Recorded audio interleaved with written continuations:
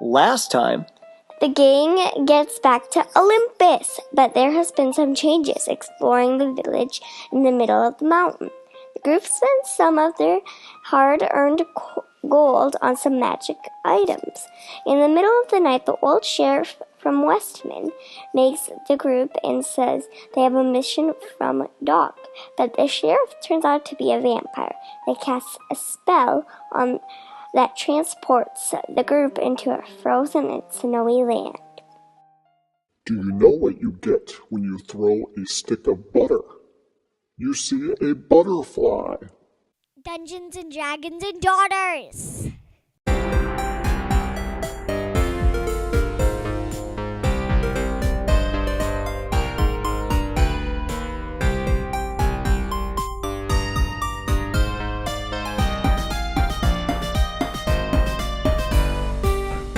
Welcome, everybody, to another phenomenal episode of Dungeons and Dragons and Daughters. Woo!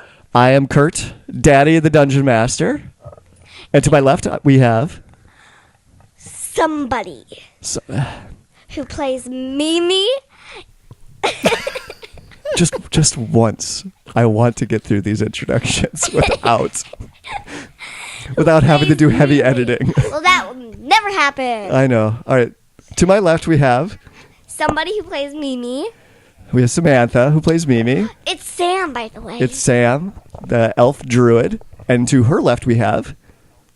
Brady, who plays Galaxy, and to my left is an invisible person named Joe. Hey, Joe. You want to give us a quick introduction? Oh, yeah. My name is Joe. I am the Dungeon Master for the podcast You Meet in a Tavern, and I'm excited to be here to join in as Dave, the Halfling Cleric. We're very excited to have Joe on with us. We've been, at least I've been listening to your guys' podcast since almost the very beginning. You are not old enough to listen to their podcast. Yeah, I hope not. As much as I enjoy You Meet in a Tavern, you're a little young for the content. I drink whiskey. You drink fictional whiskey as a fictional character in a fantasy world. Whiskey is whiskey. That is not true. That is not true. Well, Joe, we're delighted to have you on. This is something I've been wanting to do for a long time and start having more guests on to play Dave over the internet. But you get to be guests. Our inaugural member playing Dave, our favorite halfling cleric. All right. I'm pumped. All right. So we got Joe all caught up on where things were left off from the last episode. Girls, you have your spells picked out? Yeah. You have your dice? Do you have pencils? You have pencils? Yes. Character sheets? Yes. No. And I should have asked this earlier. When's the last time you went to the bathroom? This morning. This morning? Do you have to go now? No. 10 minutes ago. 10 minutes ago. Good job. Actually, I went 10 minutes ago. Okay. All right. Totally. Yeah, I did. No, do you want me to chuck this big dice at you? Okay. So for the sake of time, because it seems like we're always in a hurry when we're recording. So, should we play D&D? Yeah. No. Because I quit. Yeah. Let's do it. Last time, we had left out. I see. We record last time separately from this. I know, you say it. Previously. How's that? Thank you. Previously.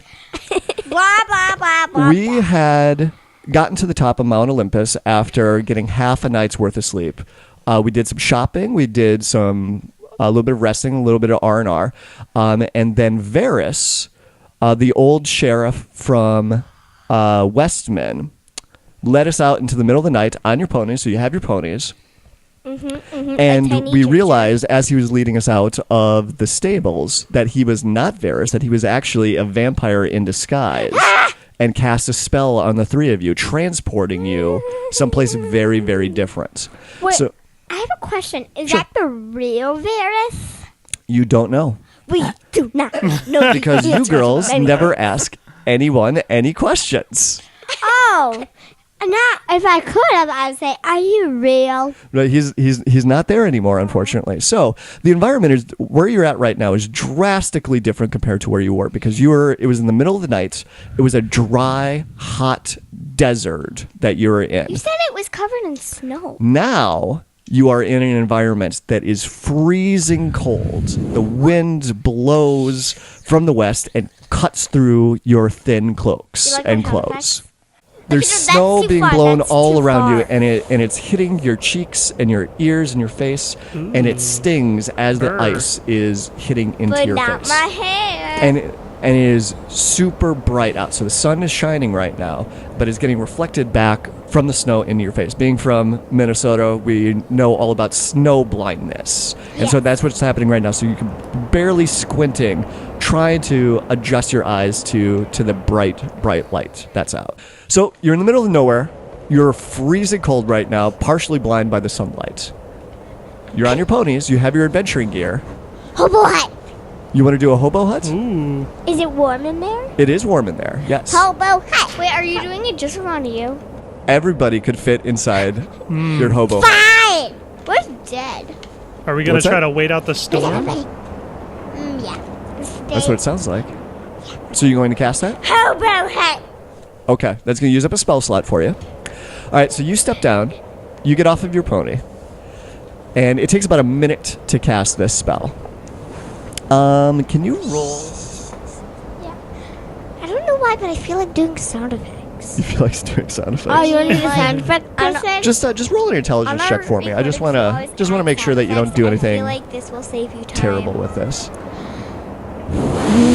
Yeah, just roll a d20 and add your intelligence modifier to it. I got 17. You got a 17? Okay. Nice. All right, so you're shivering, but you manage to keep your hands steady enough to cast your hobo hut spell. And the dome appears around all of you, including your ponies. And the temperature inside is a dry 72 degrees, and you're perfectly Perfect. comfortable again. Wait, 72 is a little hot. And then it drops to -1. No, that doesn't happen. That's how cold it is. Maybe the ponies are messing with the thermostat. Yep. But you can actually see the snow actually starting to pile up on the side of the dome as the wind blows it Oh, no. on top of the dome. Can Dave cast Sacred Flame and kind of like heat the outside walls to melt some of that snow off? So the way that the hobo hut works, normally I would say yes, but the way the description in it's Tiumen's tiny hut, I think is the name of the spell, Really? You is can that do it? nothing can pass through. Dad, But air has to be able to pass through. So if air can pass through, then I would think heat could pass through. But it's a magical heat, and it does specify that magic cannot pass through the hut. Okay. Daddy, when we were doing my episodes, you said you didn't have to follow the books. You don't have to follow the books. I'm making a ruling right now, though, that Sacred Flame would not be able to affect the snow outside of the hobo hut. Well, girls, I don't know. We might get stuck in here if we keep letting this snow fall. Can the three of you roll a perception check for me? Yes.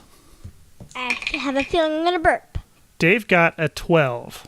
I got a 26. Wow. Ooh. Yeah, 26. Natural 20. Natural 20? Nice. I'm really good at perception. I get a +6. You get a plus I'm 6. really good at Okay. intelligence. Dave, not so much. He's dumb, drunk. He's dumb. Wait, how's it go? He's It's dumb drunk, and smart? dumb, and kind of smart. Okay. Dumb and kind of smart. I No, love dumb it. smart. All right. So, Galaxy. So you're chilling in your hobo hut, enjoying the perfect weather that's inside, perfectly comfortable, and you're seeing the snow swirl around and pile up on the dome outside. I'm banging on the door saying, "Let me out of here!" That's true. This is your first time in the hut. You've never been in this before. And I'm just Just out of playing with my Rubik's Cube. You're playing with your Rubik's Cube? Okay. Trying to solve it. So you get the green side done, and you start working on the blue side, and that's when you look up and you see something outside the dome. what By the about way, I got a 26? I know, but she got a natural 20. So shouldn't I also? Yeah, okay, you noticed this too, sure. So Galaxy, I forgot to ask, what color is the dome? Because you get to choose the color each time you cast it. I think you went with neon pink last time. You want to stick with that? No. Flaming red. Flaming red. So really bright red. Inconspicuous. I like Yes. it. Actually, Especially in the middle of a snowstorm. Yeah. No. Actually, white. So no one can know There Oh, we you- go. where it is. Okay, you want to make it white. Yes. Okay, that's a good idea. Yes. But Or smoke's yellow. coming out of the chimney. Nope, there's no chimney. There's no smoke that comes out of it. What about yellow? It could make it look like pea. Yellow snow? Perfect. Yeah, I'm doing yellow. I'm doing pea yellow. That is a lot of yellow snow. This is our pony's fault. You know it. Okay. All right. So I also did some of the peeing. all right. So you can only see the yellow from outside the dome. Inside the dome, it's completely translucent. You can see right through it. And that's why the two of you can notice. Dave is oblivious to this, but that's when the two of you notice the largest wolf you've ever seen in your life is slowly approaching the dome. He can't get in. No, he can't. But it looks like that the wolf is like stalking a little bit. So it's like the fur standing up on the back of its back, and And it's he's looking slowly moving through the snow. And this wolf it's a white wolf, but this wolf is big. It's like it's taller than your ponies. So it looks like in one bite, this thing could grab hold of one of the ponies and snap its neck if it wanted I was to. just smiling. But our and when you ponies said cannot his- die. That's true. Your ponies are unstoppable forces of Immortal nature. ponies. I just said I was just smiling when you said it was bigger than my pony. My smile just dropped. You what?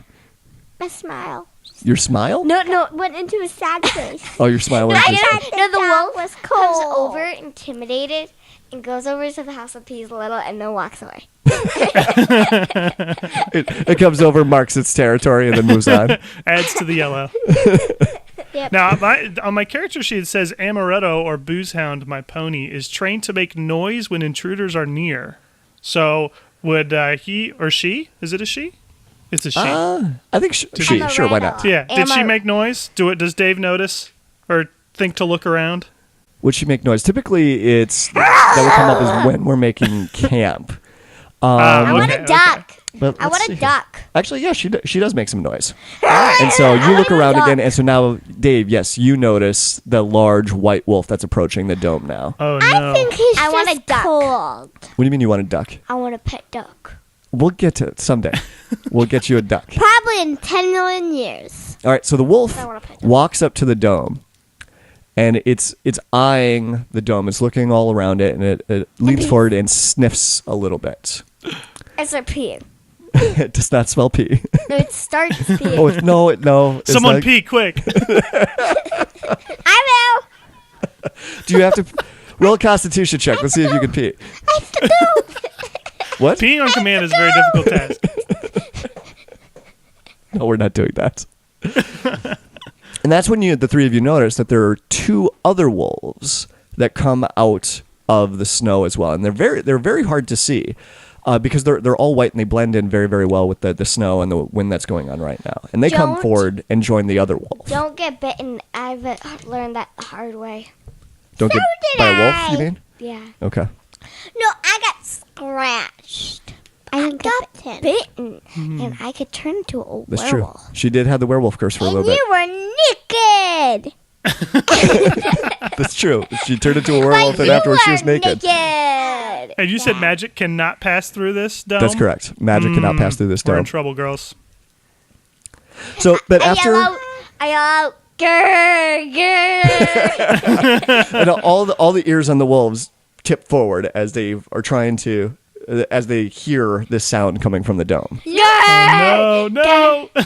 They move around the dome for a couple of minutes and they paw at it and they sniff at it and they growl a little bit when they hear the noise that's coming from it. I turn into a bear and then growl. You're going to turn into a bear? Yes.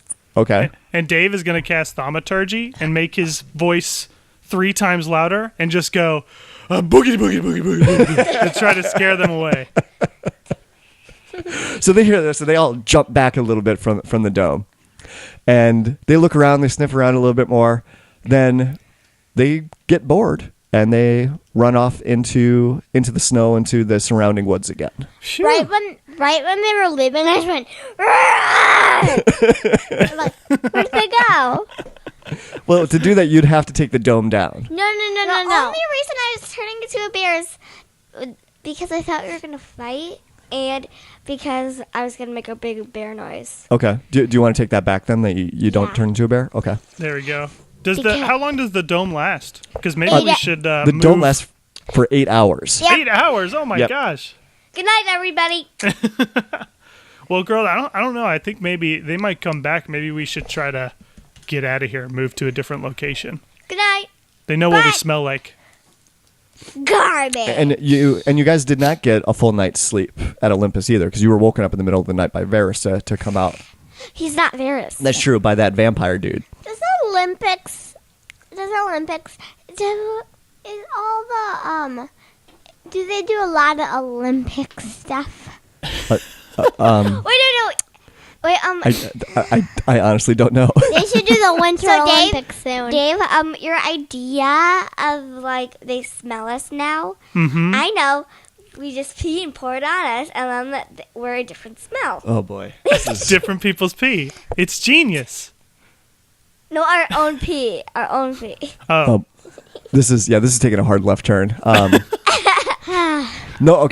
one's peeing, and no one's peeing on anybody else. I wasn't saying Not pee on unless there's anyone a else. jellyfish bite or sting. Then you're allowed to pee at each other, but not before then. We should go to the beach and find some jellyfish. But it's winter. Yes, it is winter. No. We teleport each other to the beach, do that, and come back here. Do any of us know teleportation spells? Birdie does. Do it, Bird. Galaxy, do you have teleportation at all? No, I don't. It's not even a cantrip. It's that one. I would not even walk. I would just teleport all the time. Because you're so lazy. You can fly. Maybe we fly out of the storm. Please tell me I did. Please tell me I did. Please tell me I did. Please. I did. You did pick fly? Okay. Ooh, nice. So, but you can only cast it on yourself. So you can only only your person, the stuff that you're carrying would be affected by the spell. You carry us by. You carry us. I'll call her back. Yeah, Dave is pretty small. He could probably be carried, right? Oh, Dave, I'll hold you by your feet, and you'll be By my terrified. feet? How about the hands or like the collar? Or how about your pinky? That's more Or safe. he could just climb on your back like I for a could just do piggyback that. ride. There you No, go. I already said I'm on her back. Well, you're too big to be carried by her. So, but one thing that you could do is that you could change yourself into a rat. And so then you'd be the super teeny tiny animal that she could put in her rabbit, pockets. A rabbit. No. Turn into what? Quack. A duck. Turn into a duck. A non-flying duck, right? A non-flying duck, yes. I did allow her to do do before. Yes. I'm gonna be a duck. A non-flying duck. Okay. And I'll climb on to No, I'm a Galaxy's duck back. who broke her wings. I'm a duck who broke her Oh. wings. Now that's I'll sad. climb onto Galaxy's back and hold the duck under my right armpit and just hang on to Galaxy with my left hand. So are you going to take the dome down? Yes. Okay, you take. no. Or were you going to rest for a couple of hours before you try and do this? Yeah. Maybe we rest for a couple hours just to regain everything that we lost. Okay. What do you think? Correction. Yeah, I think they're in agreement. Yep. Okay. Oh, that's right. We 'cause meditate. You meditate. You don't sleep because you're elves. So you rest for a couple more hours. By the time that you feel like that you've gotten enough rest, it's probably about midday of where you're at. And so again, you guys are not dressed very well for winter weather. So I imagine that if you're going to bring the hut down, you probably start going through your bags and pulling out whatever blankets or other materials or other clothing that you haven't put that on and try and bundle yourself up. I have feathers. Well, you're not a duck yet. I have mattresses. You do not have mattresses. Mattresses. Oh, matches. Yes, you could use matches I to create a turn fire if into you needed to. The duck. Quack, quack, quack. All right. So okay, okay. You get ready. You take the dome down. You turn into a duck. Dave picks you up. You don't need a blanket. Your feathers really warm you. Dave hops onto your back. and you cast fly. So you hold your hand up and you make some gestures and spout off a couple words. I just like Superman break through the ceiling. Okay, so you're gonna time it so that you end the dome spell at the same time as you cast through flying. Okay. You stick one hand up in the air and fly into the air like Superman. Shut up, duck! Quack, quack, quack, quack, quack, quack. Dave covers the duck's bill. So Galaxy, which way are you going to fly? North. You're gonna fly north. Quack! Okay. Do you roll a survival check for me? I want to see if you know which way is north. I'm terrible at I'm a survival check. I'll give you directions. Well, you're a duck right now. You can't talk. No. What? You can't talk when you're a duck. Oh my gosh, another natural 20. Shut up. Oh, nice. Okay. Yeah, you know exactly which direction to go. Quack, quack, quack. Except for you think it's Well, right. I should say you know exactly which direction north is, and so you start flying that way. And so you start flying, you start clipping along at a good pace, and I believe that lasts for 10 minutes. Concentration up to 10 minutes. Yep. Okay. So you don't have a lot of time with this spell. So you're heading north. Can she flap her wings to help? No, because she's a non-flying duck. No, I'm trying to, but it doesn't help. It doesn't Wait, help. is that why you were tooting? Is because you were trying to provide Yeah. momentum? Oh God. I can continuously cast thaumaturgy and just send a force of wind out the back so we go faster. So flying north, the spell only lasts for 10 minutes. So you need to find shelter soon. To the north is mountains, and off in the distance, you can see what looks like that there was a trail leading towards those mountains. And so someone has been walking back and forth from those mountains into the snow, the tundra, and the forest around us. So it does seem like that there's people in the area. Does it look new? It does look new because with the wind and the snow, it would have been quickly covered up if it was old. So it's probably within the last hour or so that someone had come through this area. Let's follow it. I try to say I think it's the vampire, but all you hear is quack, quack, quack, quack. Okay. All right, so you follow the trail. Yes. With Dave on your back, and Dave has a duck under his arm. My armpits are very sweaty, by the way. Dave has a sweating problem, a perspiration problem. Quack, quack, quack. You're getting covered in halfling Dave sweat now. So you fly along for the 10 minutes, and you can feel, Galaxy, that the spell is about to end. So I fly down. All right, so you fly down to the ground, and When I was flying, I was eating chips and salsa while you're eating chips and salt. Did our ponies follow us on the ground?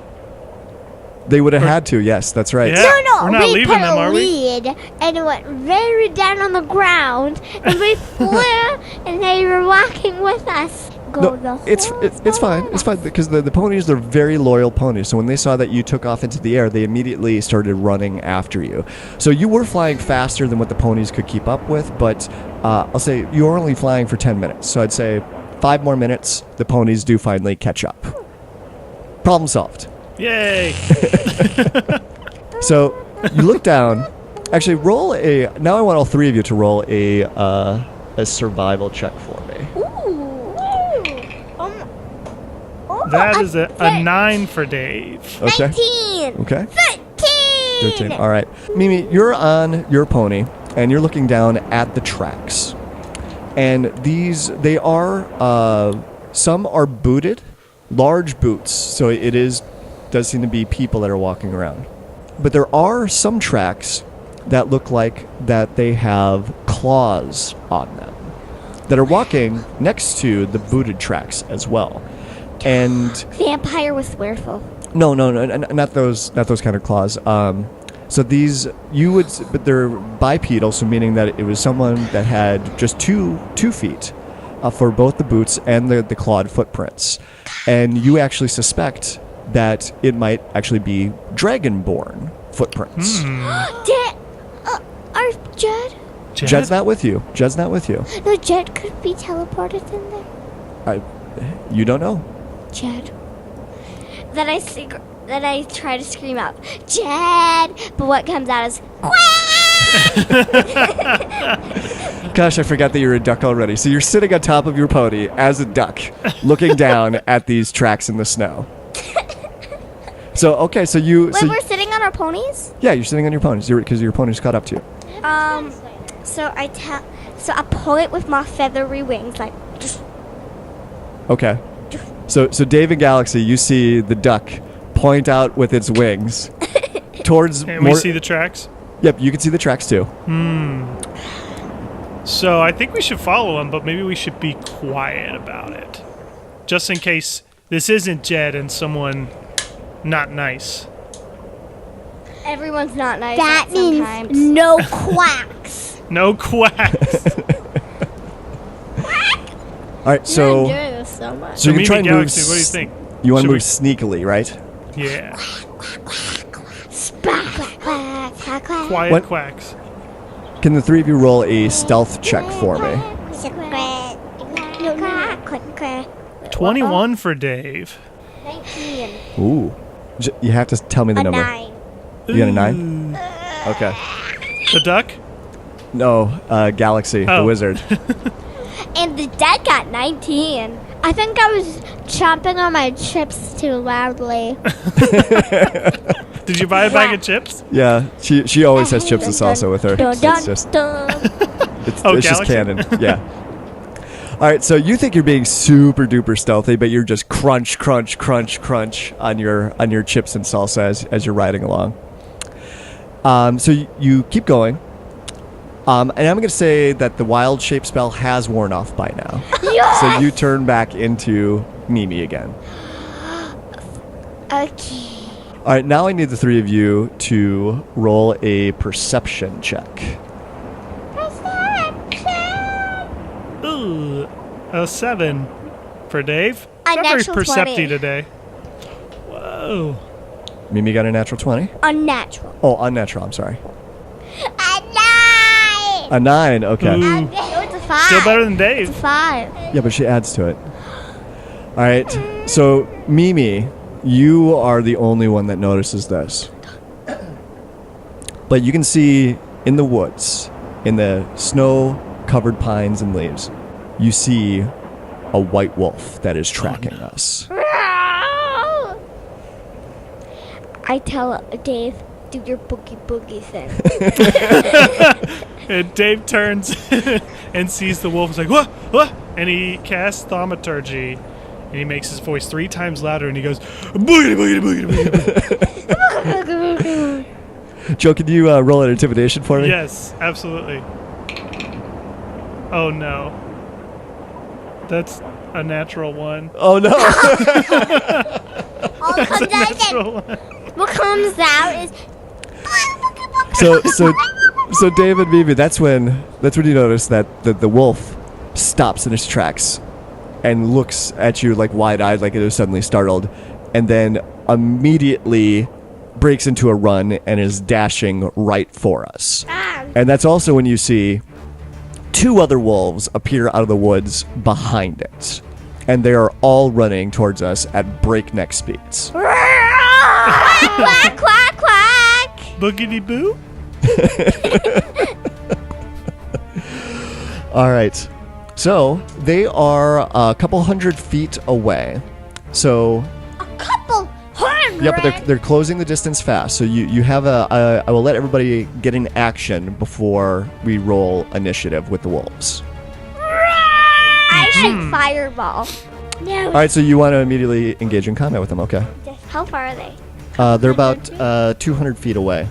Oh, dang, I can't do that. Why not? It's range 60 feet. Oh, the range. Oh, 60 feet. Okay. Well, I will let you hold your action until they get within range. So as soon as they're in range, then you can hit them with the fireball if that's what you want to do. Okay. Galaxy, what were you going to do? Ride on my pony and run to the sunset. Ride on your pony into the sunsets? Yeah. So you're going to abandon your friends Yes. as these 3 wolves are charging in at them. Yes. No, No, don't do it. I think you We've can make a better dealt choice than that. We've dealt with a lot more. We've dealt with a dragon, and now you're deciding to quit. You're going to abandon your friends. No. Magic missile. And this is her Magic wanting. missile? Okay. Ooh, that's good because there's 3 of them. What level were you going to cast Magic Missile at? Because you can get more missiles out of it if you cast it at a higher level. If you cast it at level 3, you would actually get 5 Magic Missiles out of it. Do you want to do that? Level 3? Okay. All right. So Dave, what are you going to do? Dave's going to hold his action, and when they get within 30 feet, he's going to cast Bane on all 3 of them. So that means they each have to make a Charisma saving throw, and if they fail, whenever they make an attack roll or saving throw, you roll a d4 and subtract that from their attack or saving throw for a minute. All right. So Magic Missile has a range of 120 feet, so you actually do get to go first. 120 Yep. feet. All right. So it automatically hits. So you've got 5 Magic Missiles. So you want to hit all 3 of them, correct? How do you want to split up the last 2 Magic Missiles? 2 of them get 2. Okay. So we'll just name off as Wolf 1, 2, and 3. No. Wolfie, Sophie, and Dirty. Okay. One more time. Wolfie. What's- Wolf, Oh, Wolf. Wolfie, Derpy. And what was the third one? Derpy, Bob. Bob. No, Derpy. Wolfie? Wait, Wolfie? Wolf, Wolfie, and Bob. Wolfie, and Bob. Wolfie. Is Bob the large wolf? The biggest one? Yeah. Yeah, Bob's the Bob's biggest the one. biggest one. Okay. Okay. All right. All right. So how many missiles do you want to send at Bob? All of them? Okay. Yes. Yes. Down with Bob. All right. So start rolling the damage for your 5 Magic Missiles. That's a 1d4 plus 1. 5, 2, 3, 3, and 3. So that would be 16 in total. Woo! Is it dead? It is not dead, but 5 green pulses of magic shoot out of your hands and slam into the wolf as it's charging towards us. But they keep on charging. Mimi, it is your turn now. So you are going to cast What's their range? Fireball. So they're at 60 feet now. I can exactly do it. Yep. So the way you've never cast Fireball before, so this is a new magical No, I ability. mean Flaming Sphere. Oh, Flaming Sphere. Oh, I thought you were going to do Fireball from your I helmet. have Fireball. You have Fireball on your helmet. Ooh. No, you I should meant to do. I Fireball. meant to do Flaming Sphere. You meant to do Flaming Sphere? Okay. You can do Flaming Sphere. So you would cast Flaming Sphere. It's about 5 feet wide, and you're able to send out the sphere to slam into the creatures that are in that area, so you'd only be able to hit one of them with it. I'm gonna do it to Bob. I'm going to do it to Bob. Okay. Poor Bob. Poor Bob. What All right. about Bob? All right. So you shoot out Flaming Sphere, and Bob misses his dexterity saving throw, so he's going to take the damage from it. Can you roll up the damage for Flaming Sphere for me? 11. 11. All right. Nice. What do I get? You hold out your hands, and a 5-foot flaming sphere appears in front of him and then shoots out in front of you and slams into Bob and singes his white fur. But Does he die? He does not die. He keeps on charging. So Dave, what were you going to do? Yeah, Dave is gonna lift up his mace and spin it around in the air and say something like, Booty, booty, booty, booty. "Boogie, boogie, boogie, boogie, boogie." No, by the power of Mishakal, you cannot harm us. And boogity boogity boo. And then three. I guess we'll just say blue. Sparks of light shine out of his mace and hit all 3 of the wolves, and they are now baned. Oh no, they have to make a saving throw. They have to make a charisma saving throw. And they do not make their charisma saving All throw. right. Yes! So any attack or saving throw that they make for the next minute, they have to roll a d4 and subtract that from their roll. Okay. All right, so now the wolves are within... So they're at 30 feet now. So now we're going to roll initiative because they'll be able to close the distance on My all of you handy now. dagger gives me advantage. Dave got a 22. 14. 14 for Mimi. Galaxy, what did you get? 11. 11? Okay. So all of the wolves did very poorly on their initiative as well. So Dave, you get to go first. Spiritual weapon is a normal action or bonus To action? cast it is a bonus action, Bonus I action. believe. Okay, Yep. and then to strike with it. All right, so I'm going to cast spiritual weapon first. as a bonus action. And then I can use my lightning mace as the thing approaches. So I'm going to run up to Bob. I'm just going to sprint towards Bob, yelling, "Boogity, boogity, boo!" Everybody does not like Bob. And I'm going to strike out with my lightning mace. Okay. My mace. These arcs of electricity come from the top as I strike out. And that's a 23. That just barely hits. Okay. Oh, Was good. it natural? Yes, was that natural? A natural 23. Yep. I mean, was the 20 natural? Do we not roll D100s when we hit? I mean, was the 20 natural? Oh, no. I rolled a 15, but I get a +8 on my mace. Whoa. So I roll 4d6 lightning. Well, you actually roll the damage for your mace first, and then okay. add 4d6 lightning on top of it. This is great. All right. So the lightning, or the first hit, does 8 bludgeoning damage. Okay. And then the lightning is going to do 14 more. 14 lightning damage. So Dave runs forward with his mace twirling in his hands, and he comes up with a big Louisville Slugger swing with his mace and cracks Bob right across the face. And you actually send Bob flying away from you, and he tumbles into the snow. And he pauses for just a moment, but he rolls a couple times, but he gets back on his feet, and he starts charging forward again with the other wolves. And Dave says, "How's that for intimidation?" So it's my turn? Mimi, yes, it is your turn now. I'm going to do So you still have your flaming spirit route, so you can move that around and attack as a bonus action. Moonbeam Okay. to see if they're actually humans. Or wolves. It might do nothing, but who knows? Well, they could be werewolves. Yeah, I think that's what she's thinking. Like trying to transform them back into their human forms if they're werewolves of some sort. I cast it. Okay. So the way that this works is they have to do a Constitution saving throw. Wow, and they missed their Constitution saving throw. So they're going to take full damage from this, and if they were shapeshifters, they would turn back into their natural form. So this beam of white light shoots out of the heavens and hit... Oh, how big is it? It's 40 foot high, 5 foot radius. Okay, so you can only hit one of them at a time with it? But they're all three together. No, you'd only be able to hit one of them at a time. So I'm guessing you're probably going to go after Bob. Okay.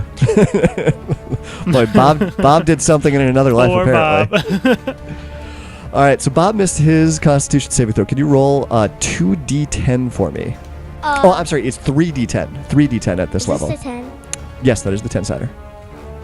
50, So 5, okay. 5, 3, Okay. 6. So your moonbeam comes down and burns Bob more, and he is not looking good. He's But does he turn into a human? he does not turn into a human. So as far as you can tell, this is actually a real wolf.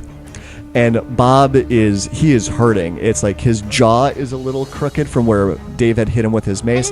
His fur is burnt and singed from the fireball that you sent at him, and now just everywhere he's more singed and burnt and pink from the moonbeam that came down. Oh, and he's got dents and scars on his body from the 5 magic missiles that Galaxy had sent out at him.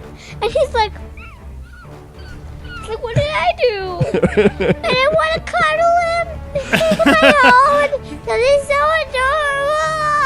adorable. And so now it's the wolves' turn, and Bob barks out, surprisingly, a word to the other wolves. And you hear this, "Stop!"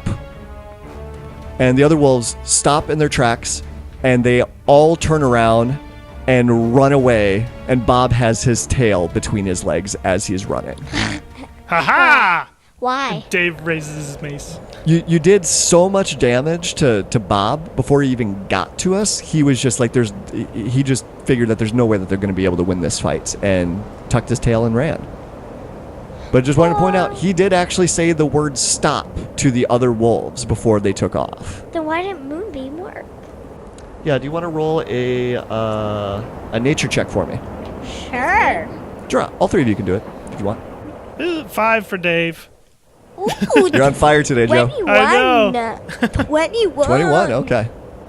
All right, so Mimi, you do recall knowing a little bit about these large winter wolves.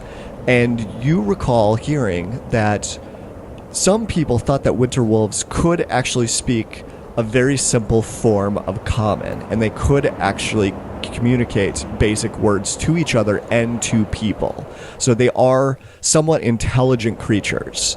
So they're not werewolves, they're not humans in disguise, they're wolves, but they're very, very smart wolves that can speak a little bit. And that's the reason why this wolf was able to say that word to the others. So should we follow them? Or should we avoid that situation? Avoid. Yeah, they did Avoid. run back off into the woods in the opposite direction of the trail that you're following. We should keep going north. I say we keep following those footprints. So you continue following the trail in the snow, and the steps seem to be getting fresher and fresher as you go along. So it seems like whoever made this trail in the snow, that you may be catching up on them. But it does seem like that they're a ways ahead. So after, I'll say maybe an hour of traveling after this. On our ponies. On your ponies, yeah. You still haven't caught sight of them yet, but you have gotten closer to the mountains, and you can start seeing some detail on the mountains that it looks like that there's some sort of a fortress or at least a large opening and a bridge that has been carved into the side of the mountain. And it looks like that the trail leads into this fortress inside of the mountain. Let's knock and see if anyone's home. Knock, knock, knock. Hello. So you continue moving forward, and you get to the bridge. And the bridge is made of stone, and it looks like it's good, solid stonework, and it should be able to support all of you no problem.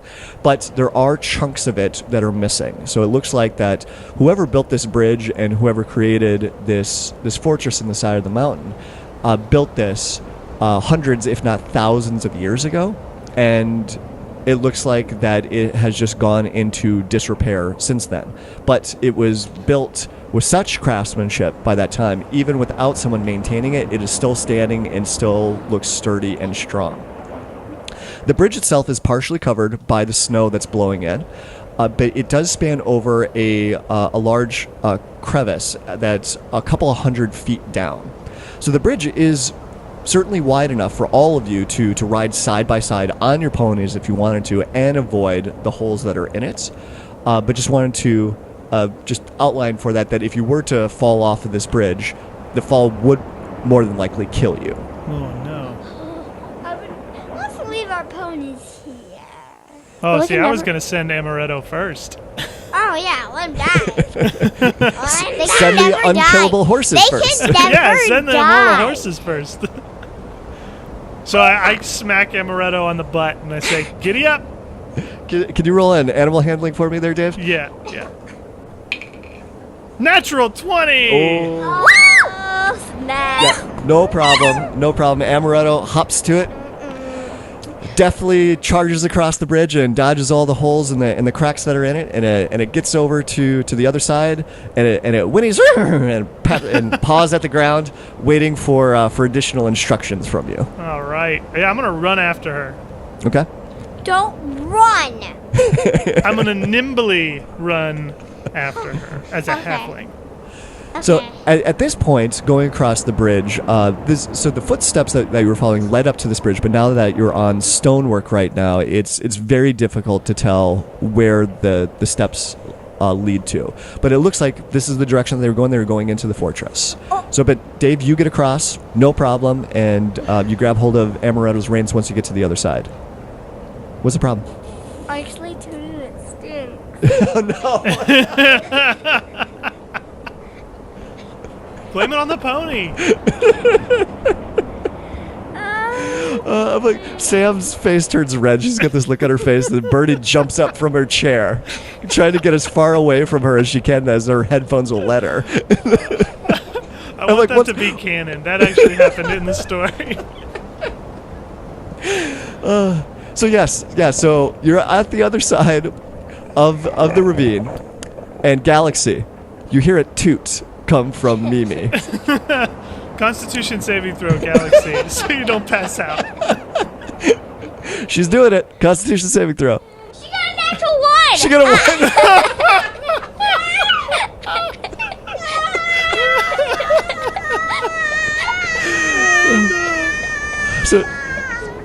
So Galaxy, you get a whiff of this toot from Mimi, and it's so strong, it's so powerful. You're so startled, you fall off of your pony, and you land in the snow, and you can't help yourself because it's like the fight or flight reaction just got triggered in you, and you take off running across the bridge. And you quickly join Dave on the other side, but Galaxy keeps running past you and runs into the large stone opening of this fortress.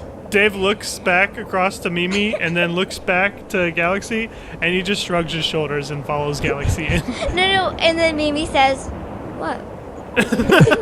So Mimi, you're standing out in the cold by yourself on top of your pony, Tiny Ginger. Okay, you yell that from inside the fortress, and Bacon starts slowly making her way across the bridge. Tiny Ginger, I tell her, galley up fast. She goes, gallop. All right, yep. You snap the reins and you start galloping across the bridge. Feeling much better. Yes, better out than in. Going inside the fortress, Galaxy already got a preview for this, but to describe this for Dave and Mimi, since they didn't charge in like she did, it's a nondescript opening, but again, the stonework and the craftsmanship you can tell is beyond reproach. So you probably suspect that it's dwarven handiwork that built this out. But it's a huge opening that leads into this structure, and it looks like that maybe at one point in time that there might have been wooden doors to seal this, some large wooden iron-bound doors, but they have long ago have rotted or been torn down. And it's a huge room that you enter into. And it looks like that this might have been some sort of staging or a construction area for moving very large things in and out of the fortress, or for convening a large group of people and marching them in and out of the fortress. Is it warm in there? It is noticeably warmer inside the structure than it is outside. Yes. Was it warmer than my tiny home? No, it's not quite that warm. But yeah, so outside, I will say that it's like 5 degrees Fahrenheit. Oh my god! So super duper cold. Then inside, it's just above freezing. So it's I'd say like 38 degrees Fahrenheit. Which is not very warm, but that is noticeably warmer than outside. Much better, yeah. Are there any doors leading away from this room? There are at the other end of this large hallway. It does look like that there are large openings that lead down, and then there also looks like that there's a large opening that looks like that has some mechanisms or contraptions built around it in it, but it's kind of hard to see what it is because you're so far away, because this is still hundreds of feet into the room from where you're at. Oh, Dave wants to walk in that direction and check out those mechanisms. See what they do, maybe. Do you want to roll an investigation check for me? Yeah. Oh, Dave is really good at investigation. Oh, 16. 17 minus 1. That's not bad. I'm also good at investigation. Are you going to do an Do investigation? you want to help? He was being sarcastic. I am a 6 plus. A 24. Wow, that's really good. Whoa. Wow. Would you- Natural 1. You got a 1. But I had 2. There you go. All right, so Mimi, you're still you're still beside yourself with that my toot nose. that you let out before, and you actually you feel another one brewing, and you're focusing on holding this one in, and so you're not noticing anything that's going on in the room right now. Dave and Galaxy, you move forward. So Dave, you go forward, and They move forward because of my tooth. yes, so you move forward, and you get to this opening at the end of the room. And the first thing that you notice is that there is actually a lit torch in a sconce over here. So there have been people here recently. So you're able to see, it's darker at this side of the room, but with the torch you're able to see okay. But in the opening on the side of the room it is another huge opening. But as you approach it, you see that this is an opening into empty space beyond. And it looks like it's darkness beyond that leads down. To the left and to the right of this large opening, you can see that there's large stone staircases that lead down into the dark. But where you're at, this large opening, it's a sheer drop off that leads down into the dark. And right below the edge, it does look like that there was metal and wood used at one point in time for some sort of a pulley system. And if you look over the edge and peer down, you can see the edges of what looks like a gigantic elevator. That's probably about 30 feet down, but it's a little askew. It looks like it might be off its tracks a little bit, and it hangs at a precarious angle. It looks like that it might be able to support some sort of weight that's on it, but at the angle that it's sitting at, it looks like that it broke and was just abandoned to never to be used again. So Galaxy, you notice all of this as well. But you bring your eyes back up and you start looking back through the room again. And something catches your eye up near the top of the room. So it looks like that there's a small catwalk that leads all around the edges of the top of this room.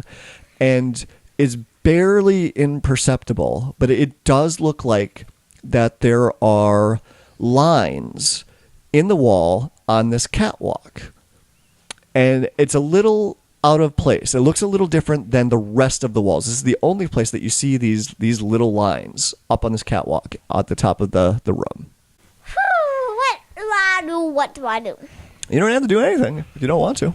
Did I investigate already? You did do an investigation, but you want to investigate further? Touch the line. Yeah. So where you're at, you don't actually see a way to get up to this catwalk. You don't see any stairs or ladders or ropes or anything like that. Does it look like there's any languages on the walls? There's no writing on the walls. Okay. Hey, Galaxy, why are you looking up? Do you need to climb up? I have a rope. So you could try and figure out a way to get up to that catwalk to investigate those lines that you see in the wall, or you could try and go down. And again, there are two large stone staircases to either side of this large opening as well that lead down into the darkness as well.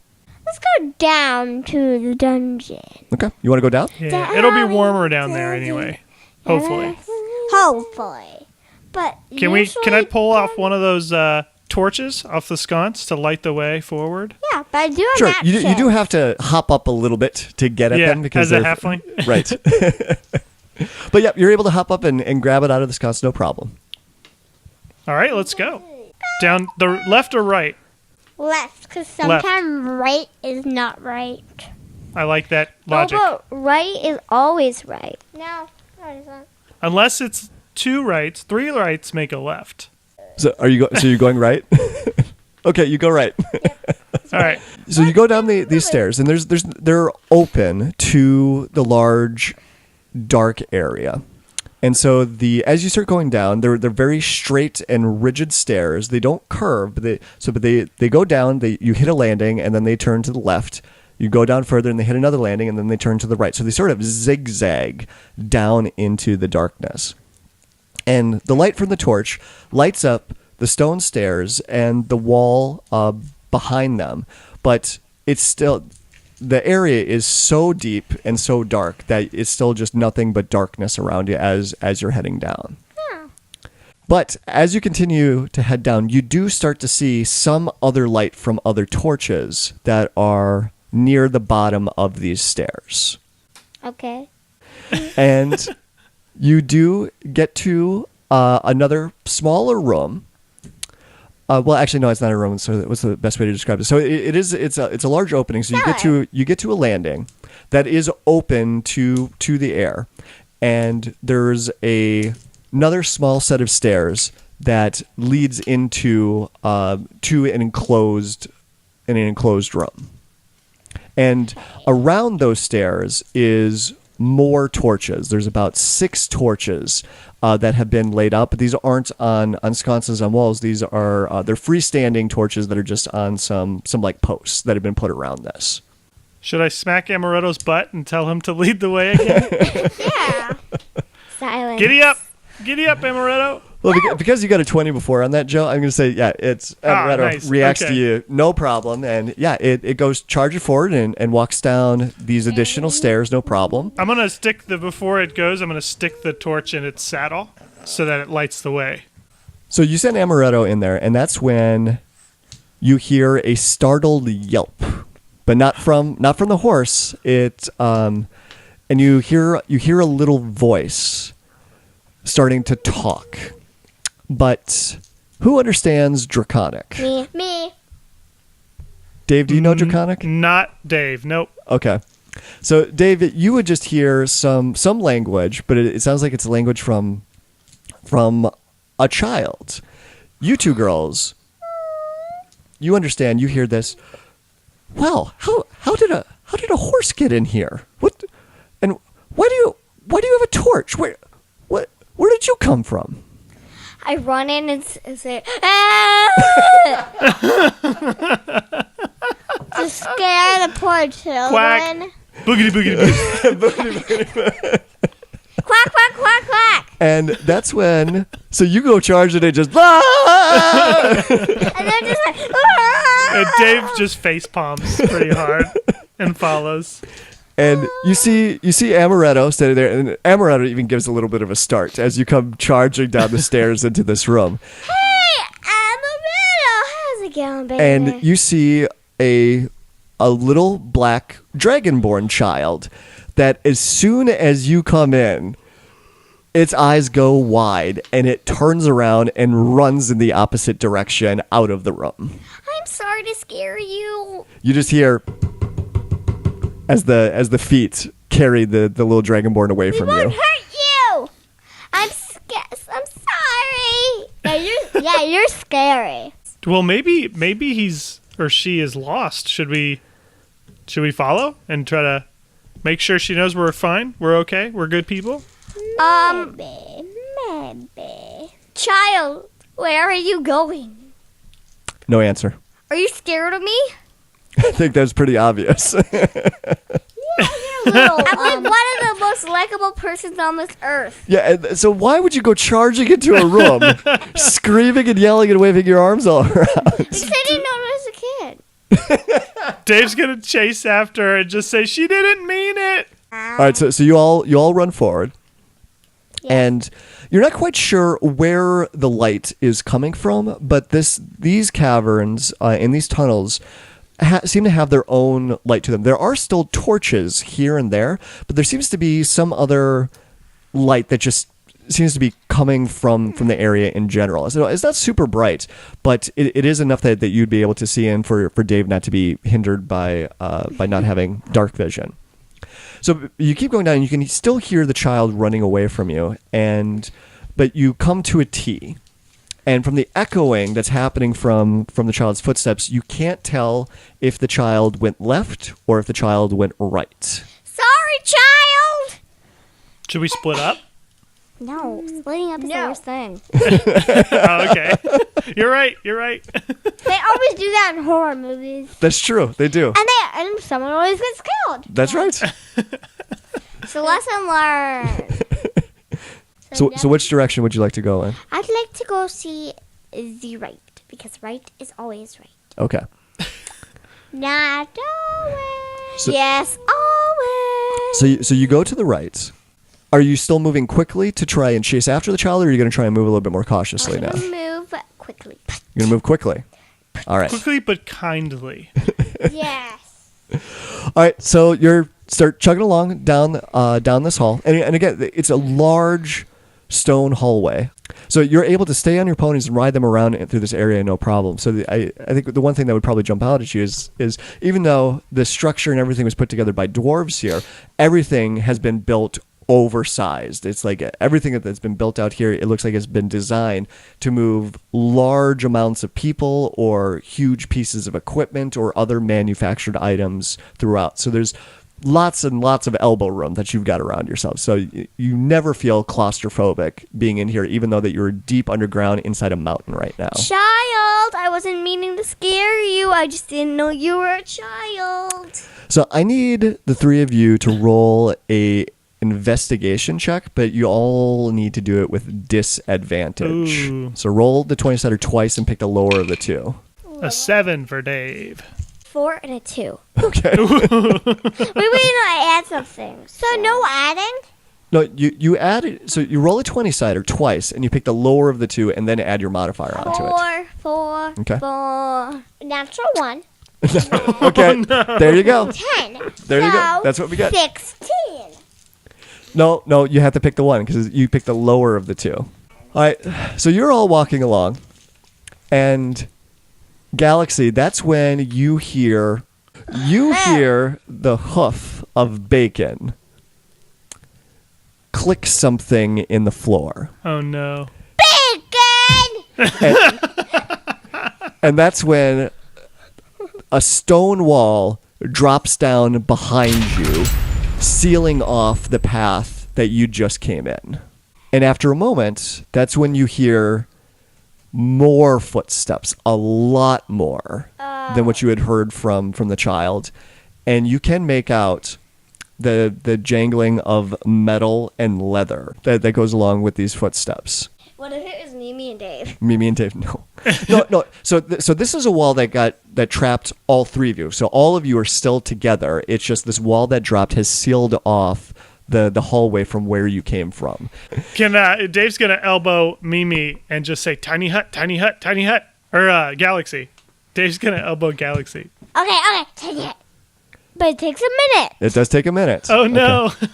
So are you gonna start casting that spell? Yeah. Okay. And it slowly builds. Right. So yep, you start going to work and start trying to form the dome And around the you. footsteps are loud. And you could start hearing voices, adult voices now that are speaking in Draconic, and it sounds like one of them is yelling out orders. Oh dear. And after about 30 seconds, they're getting very, very close. In fact, they sound like they are right on the other side of the wall that just closed. I am speaking Draconic? Draconic. Draconic. Right now, and I yell, we're not here to hurt you. We just accidentally scared a child. And Dave casts thaumaturgy and goes boogity boogity boogity boo. No, Dave, don't. So that's when the three of you hear a little voice from up above. But remember, the tiny hut appears around us. Or should we not do the tiny hut? You're still in the middle of the casting of Okay, that I'm spell. not going to do the tiny hut, actually. She cancels it. So you hear this voice from up above you, and that breaks your concentration in building the spell, so you stop doing the spell. And you look up, and in a little outcropping, a little opening in this big hallway, you see the little face of this black dragonborn looking down at you. And you can't tell if it's a boy or a girl, but I'd say it's a girl. so in this little girl dragonborn, she says down to you in Draconic. So Dave wouldn't understand this. It's like, I wouldn't let them catch you if I were you. And then her head dips back into the hole and disappears. So we should. Well, Dave doesn't know anything. What was that? What'd she say? We better run. All right, I start running. All right, so y'all take off running, still on your ponies. Start riding down the hallway and going faster and faster, as fast as the ponies will carry you. And their hooves are beating against the stone, and they reverberate and echo throughout the structure and the stone. And that's when you come to another large opening. It does look like that it might have led to some stairs at one point in time, but a large section of the stairs have fallen away. So you could see the stairs below you, but there are probably about 15 feet worth of air in between where you're at and where the stairs are. It does look like that someone had built some sort of a patch or a ramp bridging the gap in between, but like that elevator that we saw before, It's hanging about a foot lower than it should, and it's hanging at an angle. And it does not look particularly sturdy. I still run. So, what, gonna you're jump? you're just going to charge out onto this wood platform and try and get to the stairs? Okay. No, then I jump over. Can I cast mending as we run?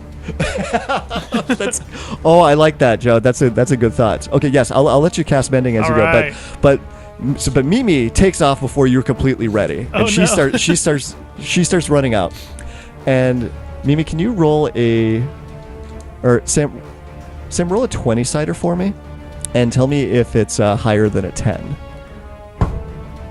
Natural 20. You got a 20? Oh, yes. Okay. All right, so you dive across before Dave's ready with his mending spell, and somehow you Elegantly. your pony Floats. just hits all the right spots. Just no problem whatsoever. If anything, there's just a little bit of a shaking, a little bit of dust that comes off of the wood platform. And then So you make it across the platform, no problem, and you get onto the large stone steps on the other side. So, but Come on, Dave, guys, you start casting your mending, and you start knitting these pieces together. That's on the wooden platform. come on, guys, just jump.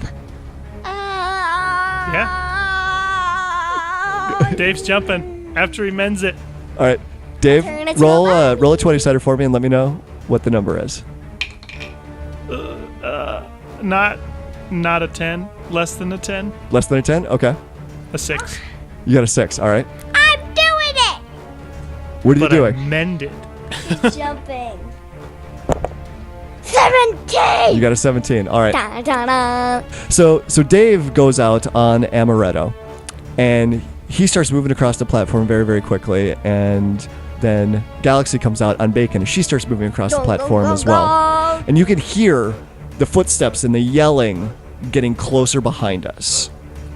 And that's when Amaretto, one of its feet, breaks through the wood on the platform, and Amaretto starts to stumble. No. But Galaxy is right behind on Bacon. So I push his butt like. You gonna try and push her? Okay. Go. Can you roll an animal handling check for me? 16. 16? Woo! Okay.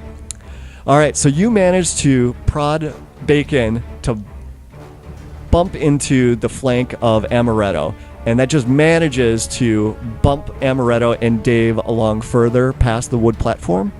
But you can feel the wood platform shaking, and you can hear things starting to snap and give way underneath of it.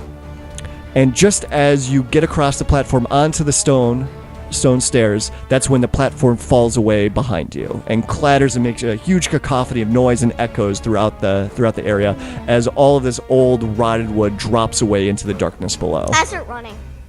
All right, so you don't even watch. Yeah. Don't even watch the stuff fall. You just keep running on down. So you're riding your ponies hard down these stone stairs, and just like before, they're zigzagging down into the dark. But this area starts to light up a little bit more, and as you get down, you pass through another opening, and on the other side, you see a stone village that has been built out of stonework or out of the rocks, and been built up with a lot masonry, and it's a whole village that's here. There you can see people milling about, but not as many people as this village should hold. Being suddenly presented with this stone village in the middle of a mountain, as startling as that is, they just come out of nowhere like that. The thing that catches your eye is that you see a statue that has been carved out of stone, and the statue Looks like. The statue is of a halfling. And Dave, you recognize this halfling right away, that this was your old friend and mentor, Gerald, from your hometown. Gerald. He died. He did die, yes. But that is actually where we're going to end for today. Not much of a cliffhanger. Thank you. Hope you guys enjoyed this episode. D-D. So, Joe, thank you so much for coming on. This was a lot of fun. Thank you. This was a ton of fun. I love your all show, and I was so happy when you asked me to come on and be Dave. I had a blast. So, but Joe, before we let you go, do you wanna give us tell us a little bit about your show or how to get in touch with you? Yeah, absolutely. So I'm the Dungeon Master for our show, You Meet in a Tavern. We have three other guys who play. We're a little bit over halfway our campaign right now. We're on like episode 35, I think. So you can find us. Yeah, right. You can find us all over. You can search in You Meet in a Tavern on your podcast apps. We're also on like Twitter and Facebook at YMIA Tavern. So yeah, we'd love for you to check us out. Fantastic. A little bit more explicit than you might hear in this show, but if that's your thing, check us out. It's a lot of fun. I've been listening to you guys since almost the beginning, and awesome. a big fan of the show, and looking forward to everything else that you have planned. But yeah, I was just thrilled that this was able to work out, and we were able to have you on, and hope you had a good time. I had a great time. Thank you so much. Have fun at Grammys. At Grandma's. Yeah, we got to go to lunch now. Yeah, we got to go to lunch. We got to go get ready. It's time to go to lunch. All right. Get out of here, you. All right. See you, Joe. Thanks again. Thank you. Bye-bye. Dungeons and Dragons and Daughters is a proud member of the Block Party Podcast Network. Check out our other shows, such as Detentions and Dragons, Dungeon Master Block, Geek Wars, and more.